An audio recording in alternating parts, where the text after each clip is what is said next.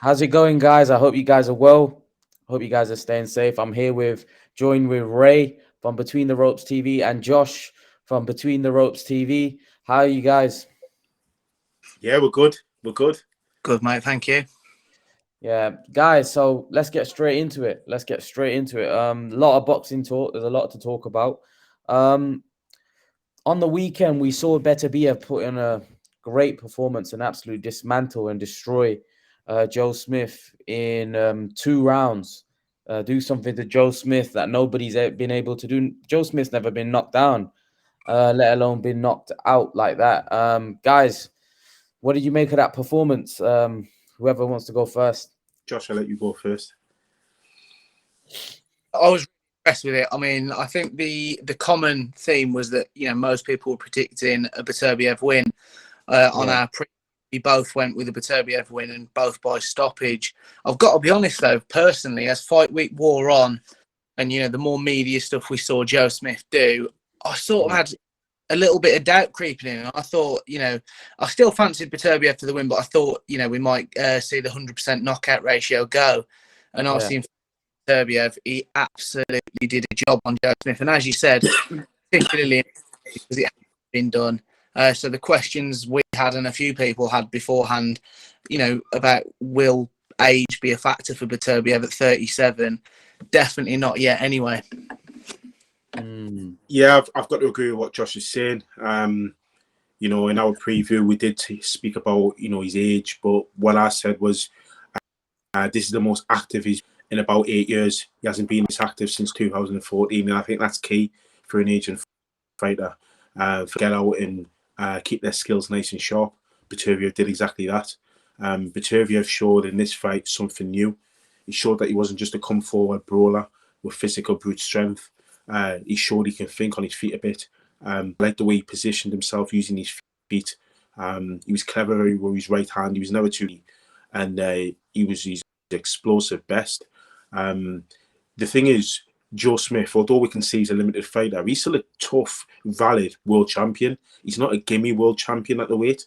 If you beat Joe Smith in the fashion that he did, there's something special about you, and that's what I liked about Beterbiev. And there's some exciting fights to be made in the future for him. Yeah, but Beterbiev is he's at the minute he's like, as Stephen would say, who comes on quite a bit, he's a stone cold killer. He is. He's just blowing guys away. Like, what I was impressed. I was impressed with the fact that he actually boxed very well in the fight. Like, Joe Smith came out, but I think he was like on a suicide mission, really, coming out and basically just throwing really caution to the wind. I think like he was throwing wild hooks. I said this previously that I think Joe Smith, he throws a lot of wild shots, and he's not very fundamentally sound. I know people saying he's one-dimensional, which he is, but he's not very fundamentally sound. I think he's had a very good career, bearing in mind when you look at his skills. I think he's pretty limited, but when you got someone like Beterbiev is not just a puncher, he's got great footwork. He was actually boxing on the back foot. And if you actually look at it, he actually countered Joe Smith with the right hand that did the damage. I think he got him in the first round with a shot and they called it a slip. Then towards the end, I think he knocked him down as well. Yeah. And then in the second round, I think the right hand was the one that did the damage. And then the uppercut that he hit him with, that was just a thing of beauty. He hit him with an uppercut and had him all over the place. I personally think I don't see anyone beating Arthur Beterbiev. I think he's too strong. I think he's too skilled. I think the hardest fighters that I think are to deal with are very skilled pressure fighters. And they're very few and far between in boxing. Golovkin was one. But I personally think this guy's better than Golovkin in the sense that Golovkin had a lot of trouble at that world elite level where he couldn't get Jacobs out. He couldn't get like Canelo. He was favored. A lot of people thought he would knock Canelo out. Couldn't do it. This guy is going in there with guys like Govzik, who was like Joe Smith, a bit limited, one-dimensional, but Govzik was a really good fighter. He had over so many amateur fights, and he was a top amateur. And he just destroyed him. It wasn't even it was quite easy for Beterbiev. So when it come on to Bivol again, Bivol's a really good boxer. I think he's very skilled, great footwork, great hand speed. But again, like I said, I think this guy's pressure, not just the pressure, the skills that he's got. I can't see anyone beating him. Not even just forget this era.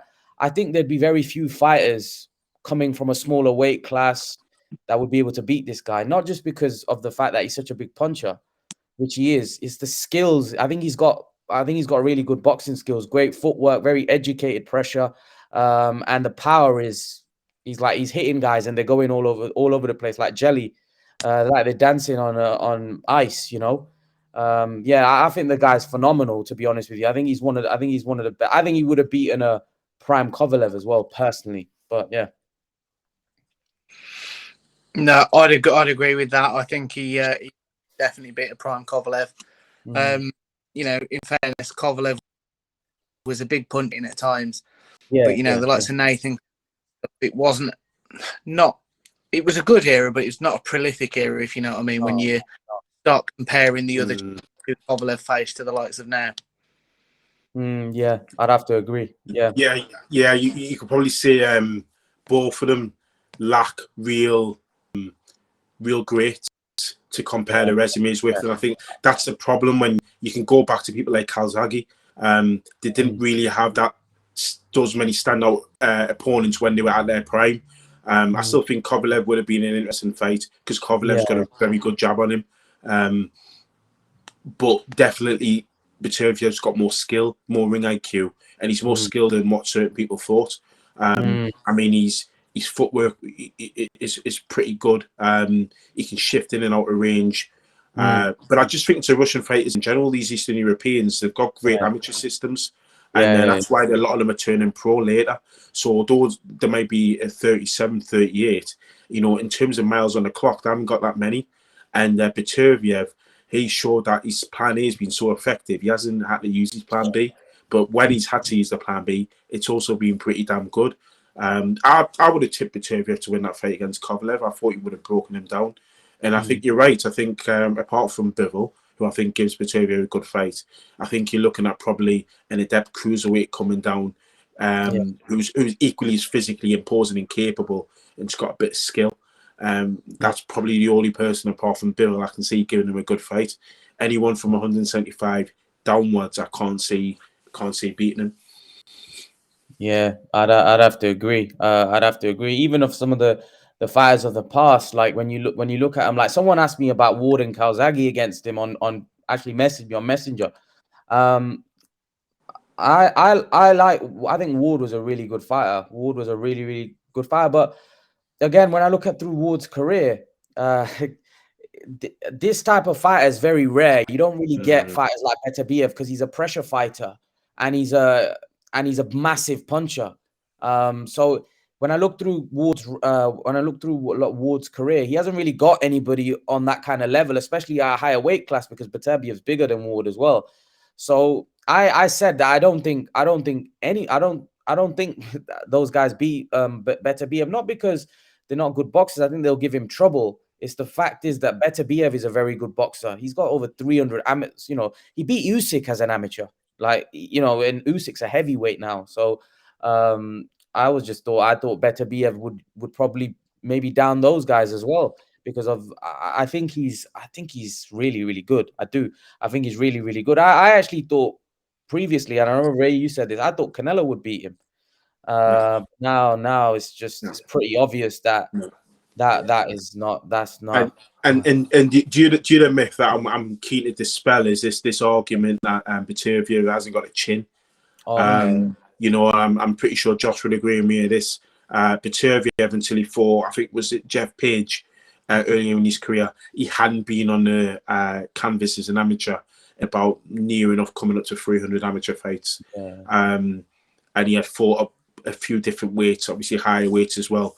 These Eastern European guys are pretty good. They've got a good system now, and they're up there with the Cubans and the Americans, and Team GB is being powerhouses. So when these guys turn pro and they've got good records, there's something about them, and Beterbiev stands out as being very special in my opinion.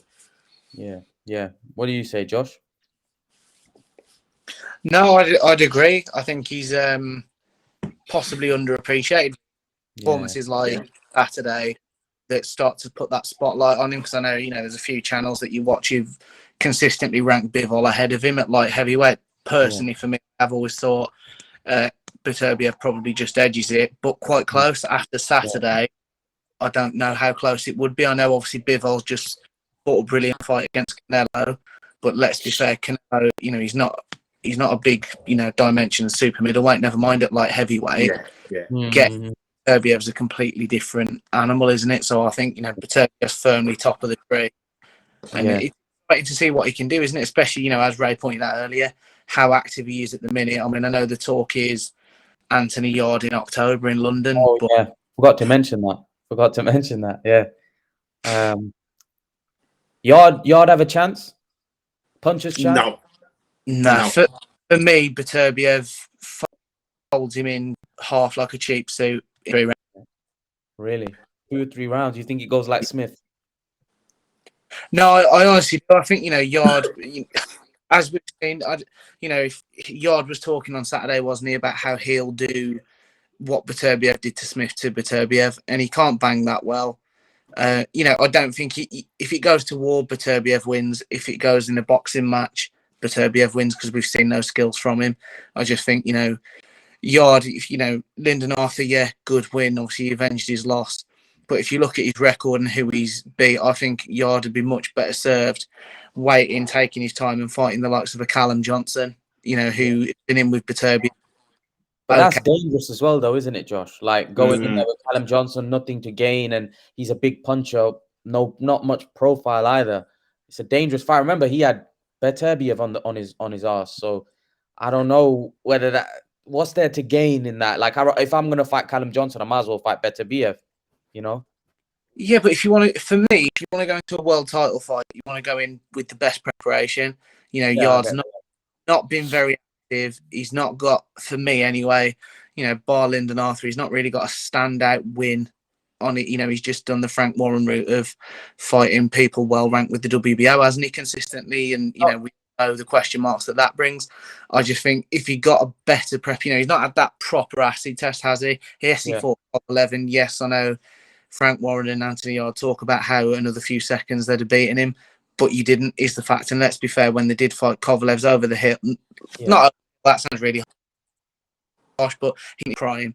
So, there's some great Britain. I'd have took the £1 million that he was publicly offered to fight Buatsi myself. Josh, let me put you in his manager and promoter's position. What would risky. You do? Hey? That's risky. I'm not a fan of Frank Warren. So let me put you in that position and say you got Callum Johnson or Beterbiev. You got Beterbiev for a world title fight, unified championship, 3 belts, maybe $1.5, $2 million. You got Callum Johnson for 400 grand, no belts, and a guy that's very dangerous and potentially could take your head off as well. What would you choose? I know what you're saying about the preparation. I don't know if he beats Callum Johnson. I'm being serious. Oh no, I'd agree. It's a risk. Put like that, obviously you're going to face Beterbiev, especially with it, Beterbiev coming over to London, and I get that. But the other side of that coin is his manager promoter. He'll have been out the ring 10 months by the time it happens. Not to beat Arthur in December. We're talking Beterbiev being the most active he's been since 2014. Yarde's not. And then it was the 4th round he stopped Arthur rematch, I think. So we're talking about it, not a lot of activity, not a lot of preparation. He's not had that acid test. And if he loses another world title fight, does he get another one? Okay, the Callum Johnson fight is a risk. And I definitely agree with you. I don't think he for sure wins that fight. But it's certainly a more winnable fight than fighting Beterbiev for me. And if you say him and Johnson, I mean, there's every chance that they'd meet in the middle of the ring and it'd be a 4, 5, or 6 round war. Be better served. It'd have a better profile, certainly in the UK. It'd be a lot more respected, fight fans, certainly in the UK, possibly European or worldwide. So then if it's £1 million to face Beterbiev after a Callum Johnson win, let Beterbiev go and try and make the Bivol fight, then it could be an undisputed fight where you might be getting 2 million for, because he's coming off the back of it, and it's an undisputed fight. I just think, do you see what I mean? I know there's a lot of ifs, buts, and maybes in that theory, but it's better preparation for a world title fight, because if he loses, which I think he won't get another one. But here's the thing though: if Beterbiev does fight Biv or beats him, becomes undisputed, and then decides to move up to cruiserweight, which he said he's going to do, then Anthony Yarde will be left holding a shovel. Basically, he'll be left, because then the belts will become splattered again, right? So But he fight for a title. I don't know. I don't know. It's a difficult one, because I think I like Anthony Yarde. Ray knows I like Anthony Yarde, but I'm actually quite high on Yarde more than a lot of the British fans. I think this is a guy that's not had any experience as an amateur, much experience, and he's done very well. He's been promoted very well. Been promoted much better than Buatsi, by the way. Look, he's a star in the UK. A lot of people know Anthony Yarde. He's got a huge profile. Some people may say he doesn't merit it, but I think that I don't know. Like sometimes you got to strike, when the iron's hot. I think if rather than fighting Callum Johnson, I'd prefer him to fight Callum Smith or Joshua Buatsi. I mean, the Buatsi fight was offered to him, wasn't it? But not to sound like an Eddie Hearn fanboy, and I've said I'm not a fan of Frank Warren, but like Eddie Hearn said, there's £1 million to fight Buatsi at the time for April just gone. No, I'm going to wait for a world title shot to fight the winner of Beterbiev and Smith, which wasn't even announced. And I know, obviously, they'll know it was going to be announced, but there's so many variables in that. And, as we say now, you're going into a world title fight against what we've just spoke about, possibly an all-time great light heavyweight with out the ring, no real signature win. I agree, Buatsi could have been promoted, but I do think Buatsi limits himself out there across social media, and he does the bare minimum media, whereas Anthony Yarde doesn't shy away from it. But in fairness, in Buatsi, come through, not struggles, but Bolotnik's asked questions of him. Craig Richards has asked questions of him. For me, there's better wins on Buatsi's record than there is in Yarde. Yarde's realistic claim to fame is that within another few seconds he might have beat Sergey Kovalev, who was 2 years best. I'm not discrediting Yarde. I'm not a fan of his. I think if you're going to promote someone and manage someone, after they've lost one world title fight, you've got to give them the best possible chance. And apart from the fact that they read it for London, other than that, everything favours Beterbiev.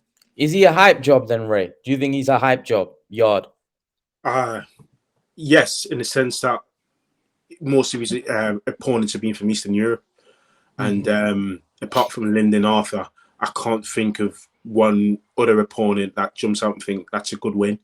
There isn't, and that's a problem. In my opinion, there's other light heavyweights, in this country which have overtaken him. You're still talking about Smith in the mix. You've got to talk about Craig Richards. You've got to talk about Joshua Buatsi. You've got to talk about Callum Johnson. These guys are in the mix, and for me, Anthony Yarde's actually on the periphery. He's actually on the outside of that mix. For me, he still is Frank Warren's biggest ticket now. Because Fury for me firmly in the top rank camp, and Frank Warren's just there as an accessory. But getting back to Anthony Yarde, I do have to put him in that hype group, because apart from that 20-second bout spurt in that bout against Sergey Kovalev, enough from him. You can talk about Lyndon Arthur and how that was a great win second time round, but we're not all forgetting, but we need to remind ourselves he was very easily outboxed by a simple jab in that first fight.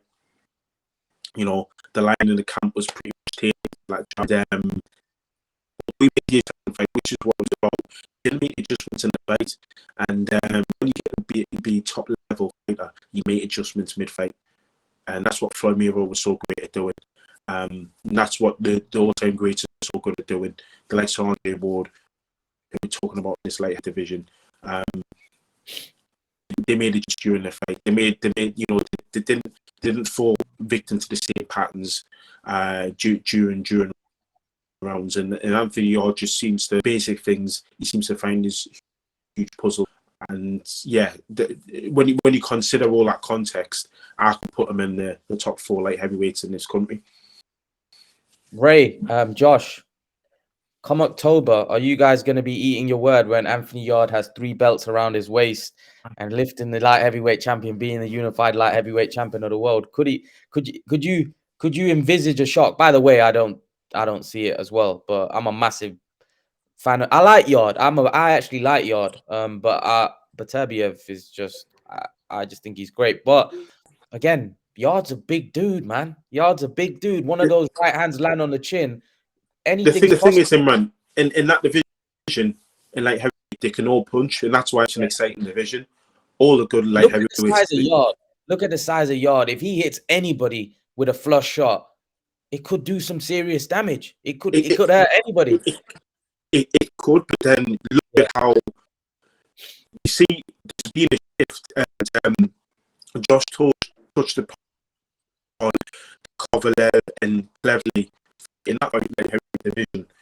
Not just it was a pass in a torch from Cleverly to who wasn't a dominant champion and who reminded me in a lot of ways of Yarde, because he fought a lot of Eastern Europeans and Germans, and it looked to build his record and fighting quality opposition. The point I'm getting at is when these Eastern Europeans took over, they were of a different physical build. They were set. They were really physically strong. Kovalev through Nathan Kevin like well before you eventually stopped them. You flew them that many times, and I'm seeing off of Beterbiev in that mold. I see Bivol as being the anomaly in terms of he's a boxer. He's not too muscular. He's great on his feet. He's quick, but even he can still crack, and he's not weak. He's quite physically strong. Canelo didn't bully him, and although Canelo's, middleweight, he's a very physical. He's got the strength of a light heavy, to be honest. Bivol was just too strong for him. Beterbiev, although we talk about Yarde's power, Beterbiev's power is pretty much up there. I would go on the record and say, even when you've got Wilder there, because Wilder's so reliant on his right hand, Beterbiev can knock you out with any punch. I would actually say Beterbiev is pound for pound a harder puncher than what Wilder is, because Wilder's more reliant on knocking you out with the right hand. Beterbiev, what about Inoue? I'll probably say yeah, because I haven't seen Inoue floor anyone with a jab or a punch that you would actually use to set somebody up. They're all power shots, and that's pretty much with what I like about Inoue and what I like about Golovkin and what I like about Beterbiev is they're knocking guys out with technique. It's a technique rather than putting all the sitting down on the shots and twisting the hips and the back into every single shot. It's the raw technique. It's a raw talent that's knocking these guys spark out. And that's what I like about Beterbiev. So that's why I put him probably in my eyes. It's just my opinion, pound for pound, the biggest puncher in the sport today. So what are we saying then? Prediction: Beterbiev under 6? For me, yeah, I think Yarde might just be on his bike. That might prolong it a bit for me, because I agree with Josh. If he makes it a good fight, if he comes towards Beterbiev will get him out of there, no problem. I'll probably say within 2 rounds. If Yarde does that sort of Philly shell, remember Anthony Yarde doesn't throw a lot of shots. No. And what we've seen from Beterbiev, he's a pretty good counter puncher. So I'm really surprised to see Beterbiev follow Yarde into the pocket, center of the ring, and pick him off with a right hand. I think he'll stop him within 4 or 5 rounds if he does that. Yeah, I think as well. The other, I'd agree with it. And the other thing is that we saw Beterbiev and Marcus Brown with the clash of heads in the cut. That was almost like a red rag to a bull to him. So I agree. Yarde can bang, but I do think if Yarde clips him, we might even see Beterbiev have to get up off the floor. But I think it would be the same again. It would be a red rag to a bull.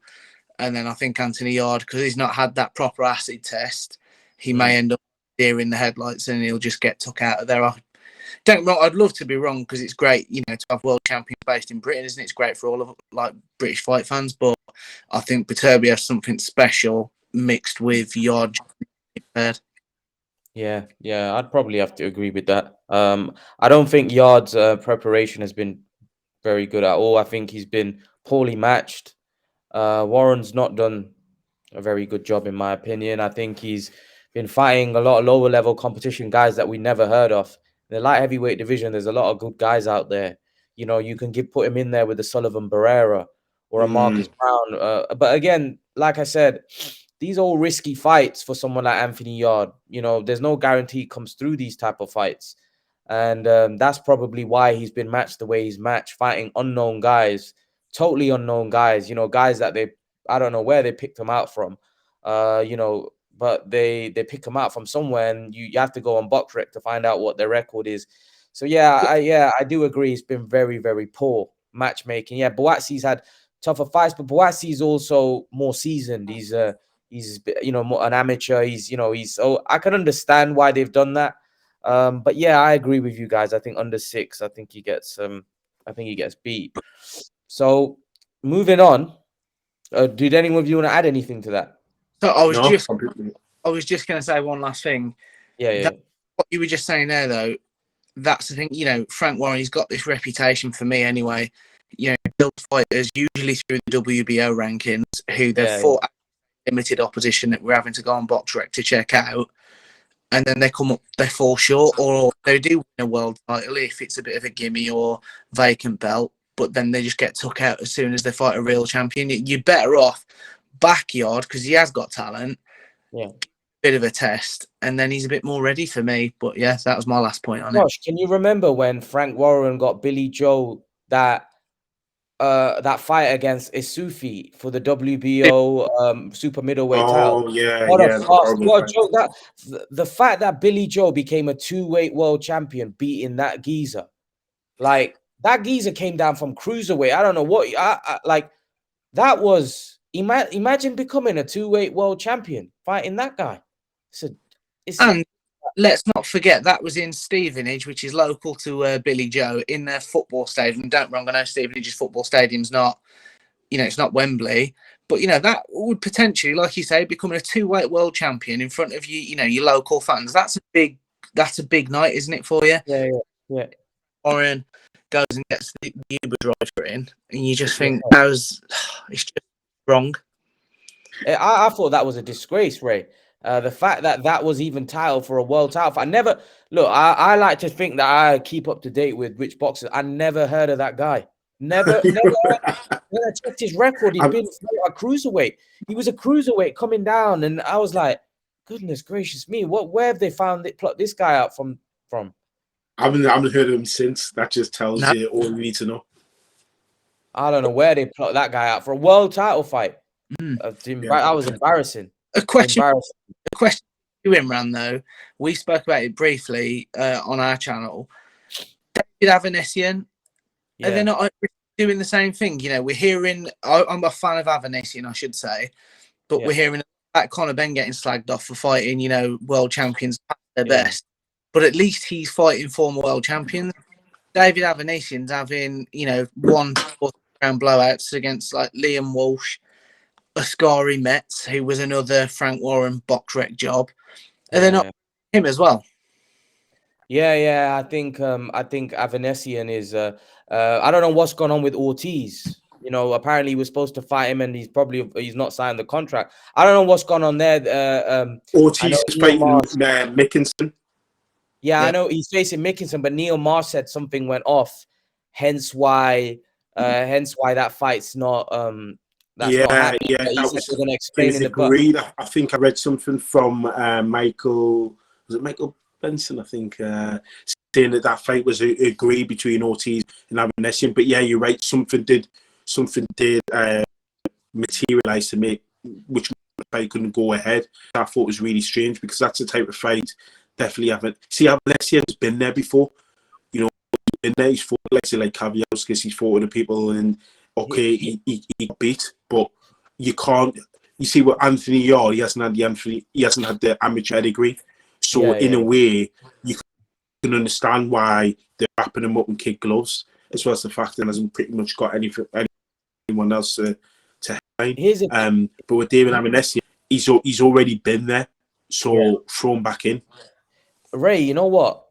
I don't know what the hype is around David Avanesyan. You know, I've looked at this guy's career, analyzed it pretty soundly. He's a good fighter, don't get me wrong, but we've over here have made him out like he's some kind of beast. Do we know that this guy got beat by a washed-up Lamont Peterson? He got knocked out by a Kavilauskas.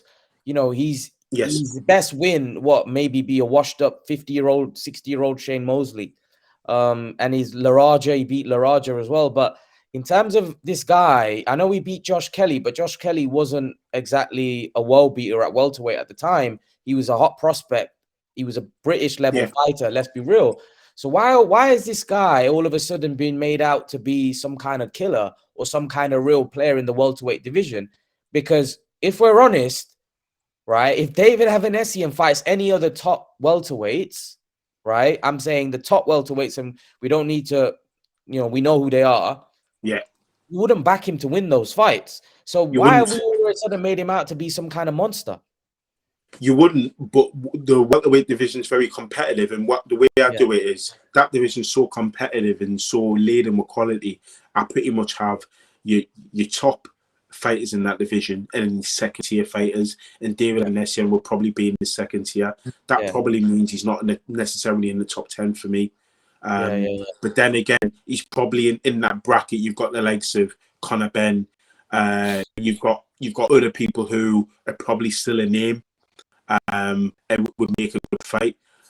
So yeah, he's in that mix below those. So I would put him there.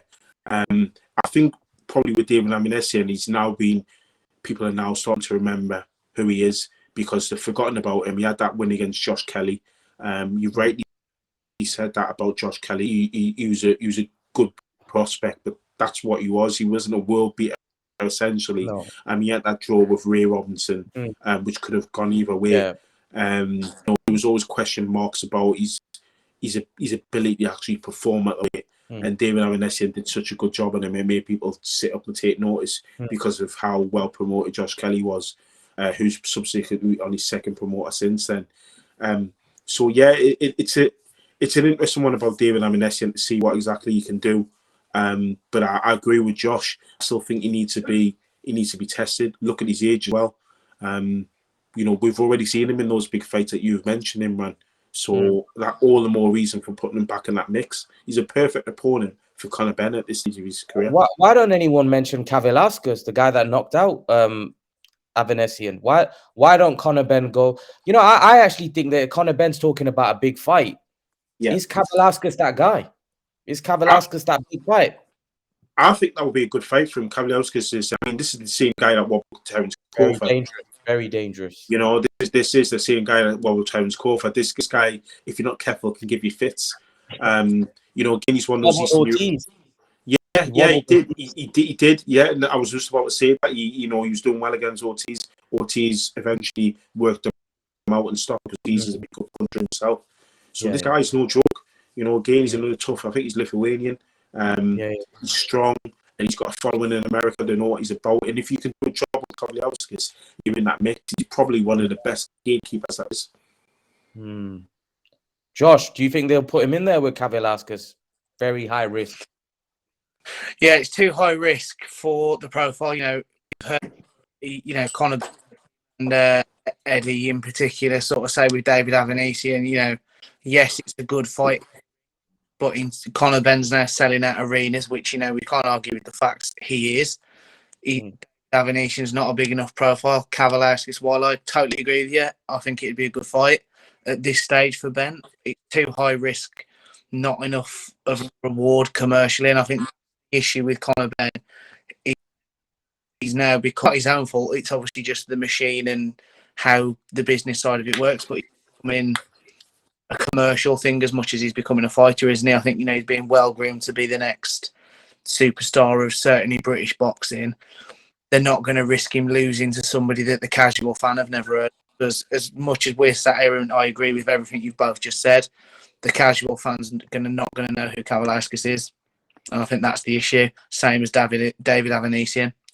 But then what? But here's the thing, though, Josh. Like, they were. in terms of credibility, you know, these guys were before, you know, Khan and Brook retired. These guys were talking about them fights. Now, yeah, those guys are massively well known, but they were, as Khan mentioned actually in an interview, he said that Conor Benn can be a big star. He goes, but he needs to go and take a risk like I did when I went and fought Marcus Maidana in America. Fighting guys like me and Kell Brook isn't gonna do that because me and Kell Brook are finished. Essentially, when he retired, he did say that I think Conor Benn could be a big star. Eddie Hearn's holding him back a little bit. Do you think he's got a point? Oh, he's Yeah, definitely got a point. Oh, go on, Ray. I was just going to say the other bit Amir Khan said, which I didn't mention there, man, is Amir Khan also said he was a world champion at 22, 23. Yeah. And Conor Benn just isn't close to that yet. That's what I would add. I think the problem is we can't really. I think it's unfair to compare Khan and Benn because Khan was an Olympic silver medalist at 17. So it's.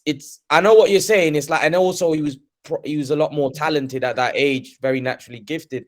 Benn doesn't have that kind of experience. So when you got that kind of star power, you have to be carefully managed to the extent where Khan, they could let off the stabilizers because they knew that they could see he could go and beat the guys at world level. With Conor Benn, they've got Errol Spence and Crawford there. They're currently holding the titles. And even the guys below them, like Ugas and Thurman, you got to be very careful because those are very tough fights, very, very tough fights. So I don't know. I don't know how. I see. The problem is that Eddie Hearn's got. What does he do? He's in a bit of a situation. What does he do? Does he put him in a fight and potentially get him beat?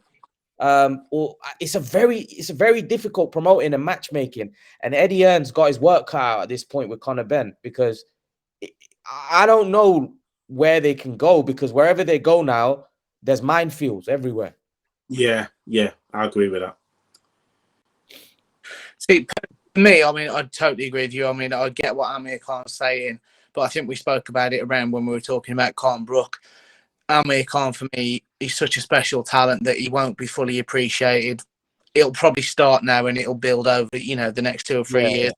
In 10 years' time, we'll be saying he was, maybe one of the best fighters Britain has had because he actually and didn't have that amateur experience. So I agree with everything you just said. It is a minefield now, but for me, his recent fights from Formella onwards, they've been half step ups. It's not he's not dived in and took a real risk, but they are building, and I'm all right with doing that because he's still only, I think he's 25. Time's on his side. I don't mind him. I think he's 20-0 now. I don't mind him taking another. I'd have been up for the Brook or the Khan fight because yes, you'd have to favour Ben, but name value, commercial draw. Everybody wants to get paid. And in the ring deserves to get every penny that they can. So I'd have had no issues with him doing that. I quite like they were talking about the Jose Ramirez fight. I quite like Ben. I thought, with the way Ramirez and stuff, I thought that would have been a good fight. Obviously, it doesn't look like that's going to happen now, so it'll be interesting. I mean, like you say, there's talk of Thurman. I think it's a great fight, but it's, again, such a big risk. But Conor Benn and obviously Eddie Hearn sort of, I think, reluctantly, mainly because Ben keeps saying it. Eddie Hearn has said, hasn't he, that now is the point we've got to throw him in. I was speaking to my brother, guys, and I was telling my brother, you know who I think the next fight's going to be? I think it's going to be Dennis Ugas. I'd like that fight, to be honest. I think, again, it's a really big risk, but who else is there for Ben to fight that's not a big risk at this point? Because the thing is, Ray, Josh, I think when you think about it, Eddie Hearn said it's a massive fight.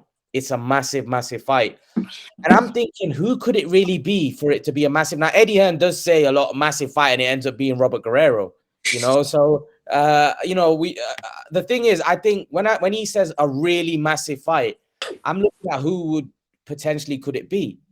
I don't think Keith Thurman's going to want to fight Conor Benn. What does he gain from that? He's too big a name. He's not going to come to the UK to fight Ben. Errol Spence, Crawford, they're tied up. Virgil Ortiz, Ennis, Benning, they ain't going to go near them guys at this point. I think Dennis Ugas would come over to the UK because he's not as big a name. He's not gonna ask for stupid money. And I think that's the fight, Ray. I think Dennis Ugas is who it's going to be. It's a I'm very not winnable. 100% sure, but I think it might be Ray. It's a very winnable fight. If you Dennis Ugas, if he gets that fight, he's got the style and all the skill to cause Conor Benn nightmares and fits in the ring. Yeah, That's the other side of it. But in terms of the logic of making a fight, it ticks all the boxes, doesn't it? Like you mentioned. Plus, he's recently lost his world title. He'll be seen an easier target, not an easy target, but an easier target. Like you've got the Devils, all these different Devils, like you mentioned, Spence, Ennis, Ortiz, Crawford, tied up, but are just too good at this stage or too risky. Ugas is like the deep blue sea. He's probably like the safe for them, but he's still tricky. You still got to navigate yourself through his deep waters, and Ugas is going to take Ben in some deep waters. And if he manages to blitz Ugas, then Ben's something that I expect him to be. But that'll be a very tricky fight, but it's probably the easier out of all those options. Yeah, I'd have to agree. Guys, do you want to move on to Anthony Joshua and Usyk? Yeah. Anthony Joshua obviously had his press conference today with the Alexander Usyk fight. Robert Garcia was there. Hearn was there. It's happening in Saudi Arabia. It's going down August 20th. Big fight, massive fight.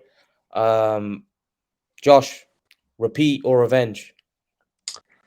I'm sticking by it. I think revenge. I predict Anthony Joshua to win the first fight. Obviously got it wrong. But I think, and he's admitted it, his mistake was he tried to outbox the boxer. And I sort of get why he did, because his boxing ability gets criticised. But I think, Anthony Joshua now is in that point. And to a lesser extent, we were just talking about Conor Benn as well.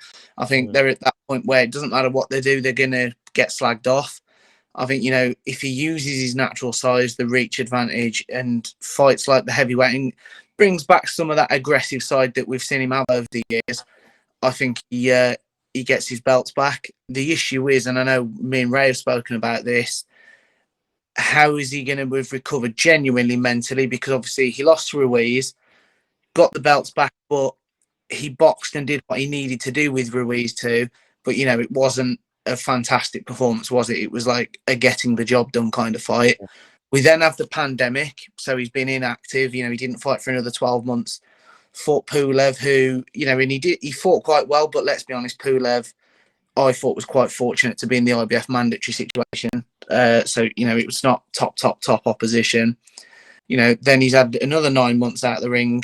We know all the saga with the Fury fight, and he's lost to Usyk. So the activity is not there. And the best Anthony Joshua that we saw was when he was active, and again, I know Charles Martin gets slagged off for being like the worst heavyweight champion ever, but that run he had, we obviously Dylan White in the December, Charles Martin in the April, Dominic Breazeale in the June, Eric Molina then I think was the December again because of the Klitschko injury. He needs to be active, and he's not had a performance yet that shows me mentally recovered from those defeats.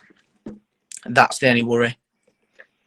Ray, before you get Ray, I spoke to Ray a couple of weeks ago about this, and Ray was in the camp of he thinks Usyk is going to beat Joshua in the rematch.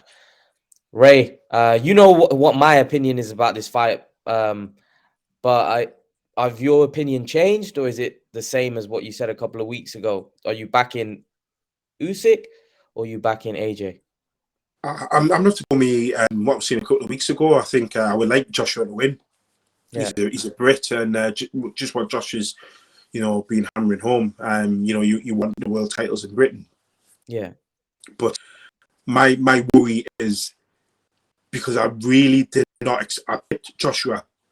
Sorry, guys. I tipped Joshua to win that first fight by being on the front foot, by being aggressive, because I saw Chisora have some success against Usyk, Chaz Witherspoon having some success doing that. So I thought with Joshua being technically far better than those two fighters, as well as having more explosive power, well, you had two and two together. Unfortunately, I got six. And Joshua thought a game plan. I didn't think he would fight, and I thought, well, if he does try and box Usyk, you don't box with a boxer if you're not a boxer. And he ended up getting beaten soundly. But my concern was he didn't just get beat soundly; he almost got stopped. And I think that's a thing for me where I agree with Josh and some comments you made yourself in the past, man. That Joshua's biggest problem isn't his chin, isn't necessarily his stamina. Well, you could all him. He's got that David Price mentality, and I'll say that David Price had a lot of ability. Yeah. Offensively, he was wonderful. He was really gifted, but he had that just lack of confidence, which psychologically, which affected his stamina. It was like a nervous anxiety, and I'm starting to see that in Joshua. Yeah. And you see it in some heavyweight, Andy Harrison. I saw little bits of it in David, and for me, it just freezes. It freezes him. And my other worry with it is these fighters that I mentioned have all been with different trainers, yet they still had that trait. And I think once you get that trait, it's almost like a PTSD. And it's very, very difficult to get rid of. It doesn't matter who's training you. And Robert Garcia is a class trainer. He really is. And if anyone can get out of Joshua, I've heard that term used, it can be Robert Garcia amongst other trainers that I would have had him in with. But I just worry whether that damage is already done. And it's almost like you've dropped a ceramic mug on the floor. You might piece it together, but it's never the same. Guys, I want your opinion on this. He's obviously gone with Robert Garcia. Robert Garcia obviously trained his brother Mikey. He trained one of my favorite fighters, Marcus Maidana, he was a brute, really, in the sense the way he used to come forward, aggressive pressure fighter. But a lot of those guys had, a lot of his fighters, Brandon Rios, a lot of those guys had great stamina and they had great chins. And what I mean by that is they would take a shot to give a shot. Now, obviously, people have questioned Joshua's chin. I'm not going to sit here and question it in the sense that I think he's not got a chin or whatever. I don't think that's the case. I have my issues about the way he reacts to taking a punch sometimes, the way he, how long it takes him to recover, his body reactions and stuff. Sometimes when he gets caught with a big shot, he's not a very good bluffer, I feel. Like he gives it away that he's something's wrong. It's true. But in terms of Joshua, people saying, well, Joshua needs to be more aggressive. He needs to come forward, use his size, use his strength. I've never really seen Joshua. I've always looked Joshua as a very good counterpuncher. He sets up his shots. And I believe that's what he's going to do in this fight. I don't see Joshua becoming like a Marcus Maidana. If he does, I think Usyk probably takes him out in the first 6 rounds. You can't fight. You can't turn a pit bull into a chihuahua, and you can't turn a chihuahua into a pit bull. It just doesn't work like that. You can't do that. Joshua's got his traits and Joshua's got his strengths. In my opinion, you've got to work to that and try to a game plan using those strengths that he's got to beat Usyk. I give Joshua a chance in this fight. The chance I give him is a puncher's chance. He needs to land something huge and then assert himself, like he did with Klitschko, jump on him. I think Usyk might be a bit too clever for that, though. I think he's a bit too smart, and I think Usyk's going to also be prepared for what Joshua's coming in, bringing into the ring. So my thing is with this: is Robert Garcia an advantage if he tries to change him? If he tries to change him and make him fight a style which AJ is not capable of fighting, or is he a disadvantage? Is it going to backfire, Josh? What do you think? See, for me, I mean, as you said, and I do agree to an extent, Robert Garcia's fighters have a style. Yeah. And let's not be stupid here. Obviously, we know Chisora is a sort of, well, he's with 258. Yeah. He knows AJ, they're friends.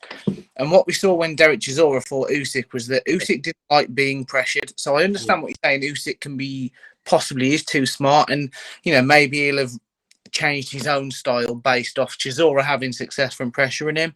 But for me, the secret to this fight could be body shots, because whenever Chisora put pressure on and backed Usyk up, as soon as he went to the body, and I agree with you, we've just talked about AJ not being a greatest bluffer.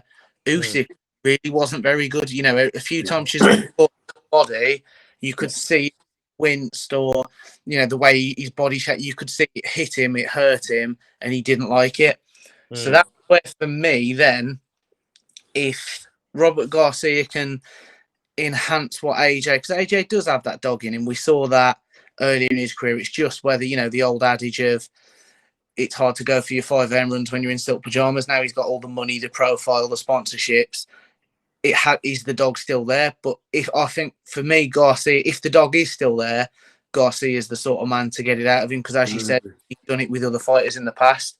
So that really does, then that's more an AJ thing than a Robert Garcia, if that makes sense. Yeah. I think you hit the nail on the head. You hit the nail on the head, because for me, Joshua, it's not the trainer, it's this up here. I think there's something not right, Ray. There's something, you know, walk into the ring against, when you fought Usyk the first time, asking the doorman or asking the security guard, sorry, what do you think I should do? I find that really bizarre. I found that really bizarre. He said he's been a fighter, so I was asking him for ideas. Surely you've been preparing that in the preparation for the fight, in the you know, the game plan that you had. And then he came out with bizarre stuff that I never ever fought with a game plan under Robert McCracken. Just bizarre, Ray. What did you make of all of that?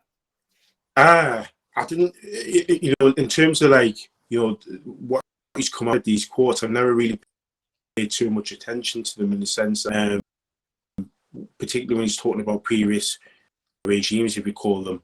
A lot of fighters say that left coaches. They've kind of come on. It's a bit like after a fighter loses, turn around after previously saying things are fine, or that camp didn't go too well, certain things happening that I'm happy with. So I'm kind of putting that in that. I'm keeping the same energy, and what I'm trying to be consistent with my criticism there. When I'm looking at Joshua now, I think none of that matters. What matters is the performance in the ring, and then we'll see what happens.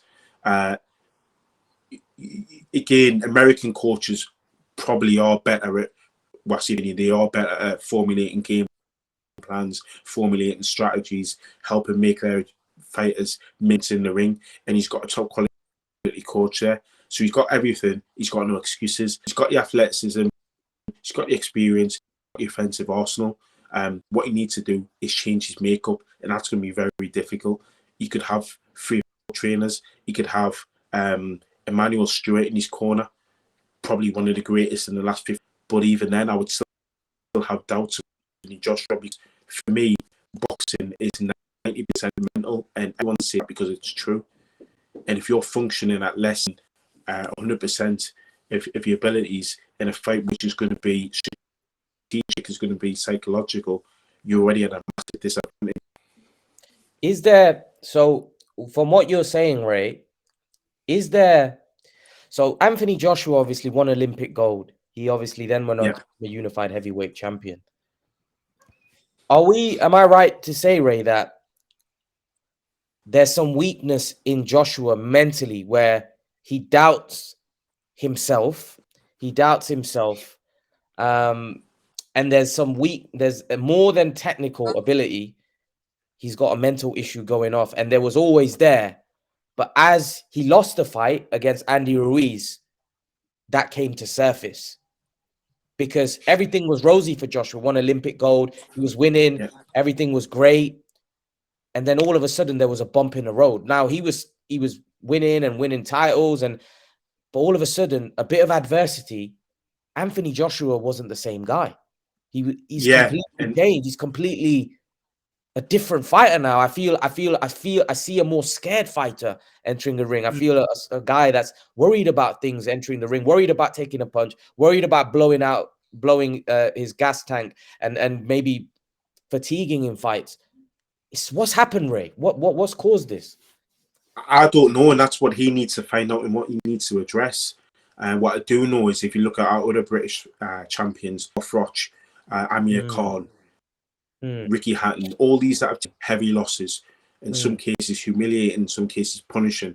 They've all kind of bounced back and have been back in the ring, and have still kept in their style. Their plan is, Anthony Joshua hasn't. and that's how I know it's affected him, and that's why I'm putting him more in the kind of David Price, Oli Harrison, sort of even Bruno, that sort of nervousness, which does affect his stamina. Do know that it's a bit like when you jump into cold water. You know, that anxious panic. You know, you start over breathing, and I kind of think that with Anthony Joshua in the second ring, you know, for me, I've been brought up with that quote that Virgil Hunter and Andre Ward used to say, "You're comfortable with your uncomfortable." They were talking about fight pocket and inside fight, but I apply that to the whole of boxing. If you're not comfortable, in an uncomfortable situation, you'll get found out pretty sharp and pretty quickly. You look for a way out, because this is natural. You know, you either have it or you don't. It's not like you know, smiling at somebody or exchanging pleasantries as a social being. I'm being philosophical there, but it's true in a boxing ring. If you're receiving heavy punches and you've got no answer, you don't want to be there, or you're finding this too difficult, you're going to look for a way out. And Anthony Joshua's body gives all the signals that this is uncomfortable. I mean, you said it, when he gets hurt, he visibly shows it. Where with Tyson Fury, I didn't see that. Even with Deontay Wilder, you know, you kind of see he wants to be out there. He wants to have another go. It's Fury. He still thinks he's okay. I don't see that with Anthony Joshua. So he ticks all the boxes for other things, but that box that doesn't for me, it's huge. It really is huge. We might see some changes, but like Josh says, I haven't seen anything since that lost man, Andrew Ruiz, to kind of say actually he's back to the old Anthony Joshua, and that's what he needs to be to win this fight. For me, he's a confidence fighter. You know, we talk about, you know, he's on a run, as you said, Imran. Amateur, won gold in his home country as well, which is obviously makes it that, you know, a little bit more special. You know, got his MBE. He was like the poster boy almost, wasn't he? Him, Mo Farah, Jessica Ennis of 2012. Gets his professional contract. Obviously, Matchroom, in fairness, I think have done a fantastic job with him over the years, as did Sky Sports. Obviously, I know he's now gone to the zone globally, but they still did a good job with him. And I think when you're riding the crest of a wave and everything's going your way, and it was for, you know, what, 2019 he lost. So, you know, we're talking about a 7-8 year spell of everything's going your way. The endorsements are coming, you know, everything's rosy in the world of Anthony Joshua. All of a sudden, then, and it's not like he lost to Tyson Fury or a Deontay Wilder where people were thinking that the opponent had a chance. Let's, you know, get this right. With the greatest respects to Andy Ruiz, he was a late step in for Ossie Miller. I don't think anybody gave Ruiz a chance. I mean, I'll be honest, I was on holiday for the fight, and I had to beg a bar owner to stay open for me to watch the fight, because he was like, "Oh, no, you'll see tomorrow. AJ win very quickly." And I was like, "Well, I'd still like to watch it," but you know, that just sums up people's attitude towards it, doesn't it? I think so. The confidence they've taken from that is humongous, and then he's not bounced back from it. So, I mean, Robert Garcia said today they've been working together since December, which, you know, it's quite a long time. Bear in mind they've not actually had a fight together yet, so I know that'll be different, but that gives me a bit more confidence. You know, hopefully he's well adjusted to Garcia's different methods. They've got a firm game plan in place. They've talked about that today. Hopefully he can get back and get the confidence. In fairness, if he does beat Usyk, let's be real about it, Usyk's top or second in most people's pound for pound list at the minute. If he does beat Usyk and does a job on him, then I think, you know, you've got to start putting some respect on Anthony Joshua's name, surely. Yeah, I agree with that point. Very important point. Ray, just a prediction before we move on. I'm going for Usyk to stop AJ this time. Personally, I think Usyk. People are talking about that we're going to see a more aggressive AJ. I think we're going to see a more aggressive Usyk. I think Usyk last time went into that fight believing. I think now he goes into that fight knowing, not just that he can outbox him, but the fact that he can actually be more aggressive and actually hurt him. And if Joshua is to fight aggressive and is to throw more punches, I won't be surprised if Joshua gets taken out in like 8 rounds, to be honest. I'm not sure the mental trauma that he suffered and the way he's fought. I just don't think you can come over that. Like, that's just my opinion, especially in a short space of time like that. I think once a fighter is mentally shot, generally it's downhill. I think if we look at examples, very few fighters, and most of the fighters that do come back are very mentally strong and don't really give a crap. You know, you mentioned certain fighters, you know, some of those fighters, especially with Britain, Carl Froch, Khan, Hatton, a lot of these guys were mentally very strong in the sense that they looked at being knocked out. Manny Pacquiao was a bit like this. They looked at being knocked out as part of a job. It's part of the job. Being knocked out in boxing it's my job. It can happen. You know, it's part of a job.